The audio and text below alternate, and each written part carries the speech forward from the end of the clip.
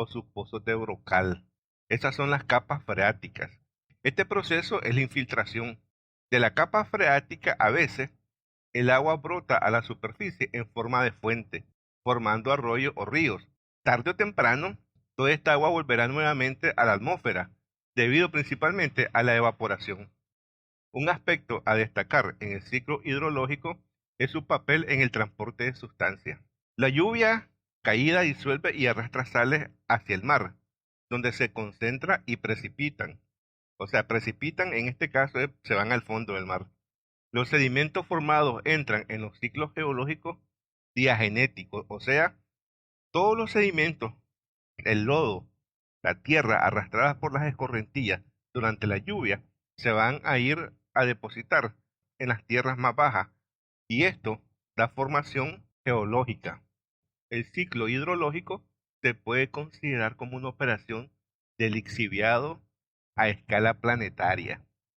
¿Se imaginan usted que todos los días que llueve, miles de toneladas van de la parte más alta de la Tierra, en este caso de las montañas, de las colinas, van a las partes más bajas, arrastradas por el agua, donde van depositadas? Y generalmente esta Tierra, entendió cuál es la importancia de ir conociendo el ciclo hidrológico. Esa es uno de los factores que usted tiene que manejar en su finca. Entonces, podemos decir que el ciclo hidrológico tiene algunas fases. Y estas fases son la evaporación, que es cuando el agua se evapora de los océanos, de las lagunas, de los lagos, se evapora y pasa a la atmósfera, donde forma las nubes, que es la condensación del agua evaporada. Una vez que esta agua se condensa, se forman las nubes. Y estas nubes son empujadas por los vientos desde la zona de los mares, los lagos y los océanos hacia la parte tierra adentro. Por eso nosotros, los que vivimos en Managua, vemos que las nubes de lluvia en invierno, las nubes negras, grises, por eso nosotros vemos aquí en Managua que las nubes vienen de este a oeste, porque el viento las trae del mar Caribe hacia adentro de nuestro continente, nuestro país.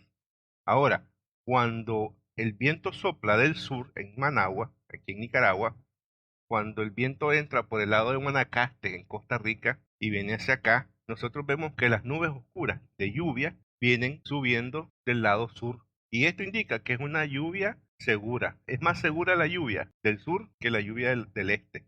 Ponga ojo, usted muy bien lo sabe, productor. Después de que hemos visto que la forma de lluvia o en forma de nieve o granizo, dependiendo si hace frío o calor en cualquier país, ¿verdad? Se da el proceso de infiltración, que es cuando el agua alcanza el suelo, penetra los poros y pasa a ser agua subterránea. Ese es el proceso de infiltración. Y ojo, ojo, ojo. Esto es muy importante, el proceso de infiltración, porque el proceso de infiltración garantiza en su finca la humedad en el suelo. El tiempo que va a estar húmedo el suelo está garantizado por el tiempo de infiltración del agua en su suelo, en su finca. Ahora veamos la escorrentía. Este término se refiere a los diversos medios por los que el agua líquida se desliza cuesta abajo en la superficie del terreno. Toda corriente que va para abajo es una escorrentía.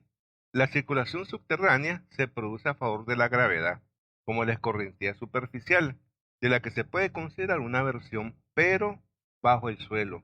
Si la pendiente va hacia el oeste, la escorrentía superficial va hacia el oeste. Y la agua infiltrada, más lenta, también va siguiendo la pendiente hacia el oeste, pero por dentro de la tierra o en la agua subterránea. También podemos hablar de la fusión, que es el cambio de estado que se produce cuando la nieve pasa a ser líquida al producirse el deshielo. Y la solidificación, que es al revés, que cuando disminuye la temperatura en el interior de una nube por debajo de 0 grados centígrados, el vapor de agua se congela o las gotas también se congelan y se precipitan en forma de nieve o granizo. Esas son las fases del ciclo hidrológico. Y este ciclo, este proceso de hacerse sólido, de hacerse líquido, de evaporarse, de hacerse escorrentía, de infiltrarse, todos estos procesos forman parte del ciclo hidrológico y que se repiten una y otra y otra y otra y otra y otra vez todo el tiempo. Así que podemos decir que el proceso se repite desde el inicio consecutivamente, por lo que nunca se termina ni se agota el agua. Ahora podemos hablar de una parte muy importante del ciclo hidrológico, que es el efecto químico del agua. Fíjese bien que el agua, al recorrer el ciclo hidrológico, transporta sólidos y gases en disolución. El carbono, el nitrógeno y el azufre son elementos, todos ellos importantes para todos los organismos vivientes. El agua, al recorrer el ciclo hidrológico, transporta sólidos y gases en disolución. El carbono, el nitrógeno y el azufre, elementos todos ellos importantes para los organismos vivos. Unos son volátiles, algunos como compuestos y solubles, y por lo tanto pueden desplazarse por la atmósfera y realizar ciclos completos, semejantes al ciclo del agua, y otros solo solubles, por lo que solo recorren la parte del ciclo en el que el agua se mantiene líquida. La lluvia que cae sobre la superficie del terreno contiene ciertos gases y sólidos en disolución. El agua que pasa a través de la zona insaturada de humedad del suelo recoge dióxido de carbono del aire y del suelo, y de este modo aumenta su acidez. Esta agua ácida, al llegar en contacto con partículas de suelo o roca madre, disuelve algunas sales minerales. Si el suelo tiene un buen drenaje, el flujo de salida del agua freática final puede contener una gran cantidad importante de sólidos disueltos que irán finalmente al mar. A esto se llama lavado. Pero hay otras veces que la cantidad de agua es poca y tiene que evaporarse a través de los poros del suelo.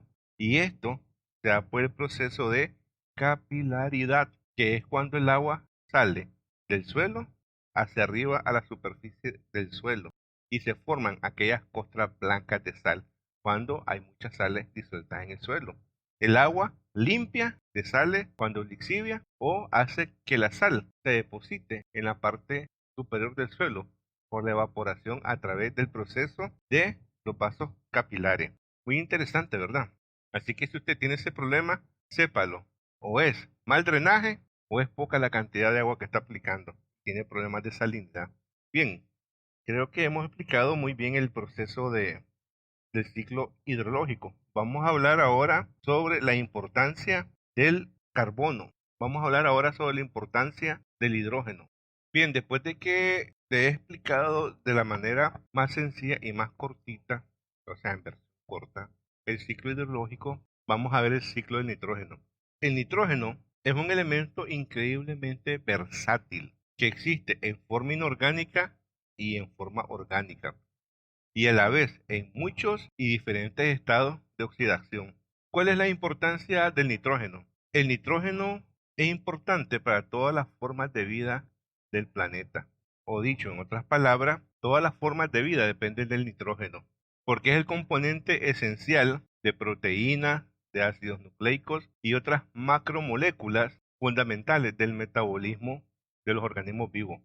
Además de eso, el principal reservorio Además de eso, el principal reservorio de nitrógeno es la atmósfera. Casi el 78% de la atmósfera es nitrógeno gaseoso. ¿Qué nos quiere decir esto? Que en la atmósfera está la mayor reserva de nitrógeno que hay en la Tierra. Ahora, la mayoría de los ecosistemas contienen cantidades escasas de nitrógeno. El nitrógeno es soluble en agua y circula a través del aire, el agua y los tejidos vivos en estado reducido, que hacen unas reacciones químicas que no tocaremos en este episodio. También quiero decir que son pocos los organismos capaces de asimilarlo, o sea, de poderlo digerir una vez que se lo comen. Entre ellos tenemos los organismos procariotas, como la cianobacteria y la azotobacteria. Son microorganismos que pueden alimentarse del nitrógeno directamente y asimilarlo.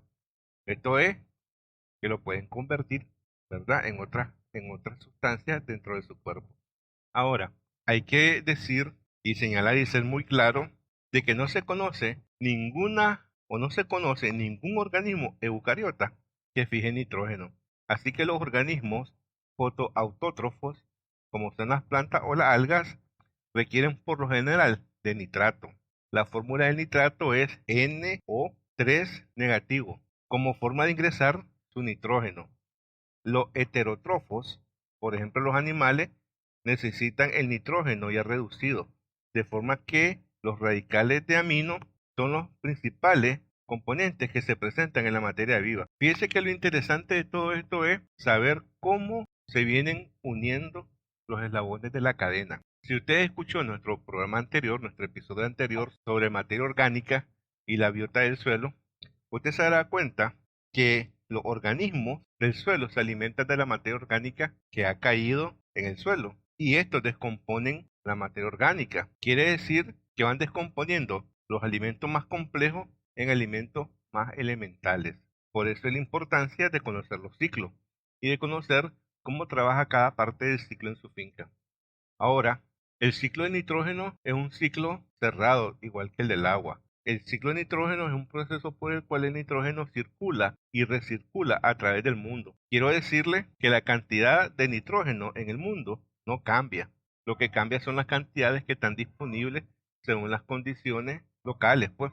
Y existen 3 etapas principales en el ciclo del nitrógeno, que son la amonificación, la nitrificación y la asimilación, principalmente. Y vamos a explicarla una por una.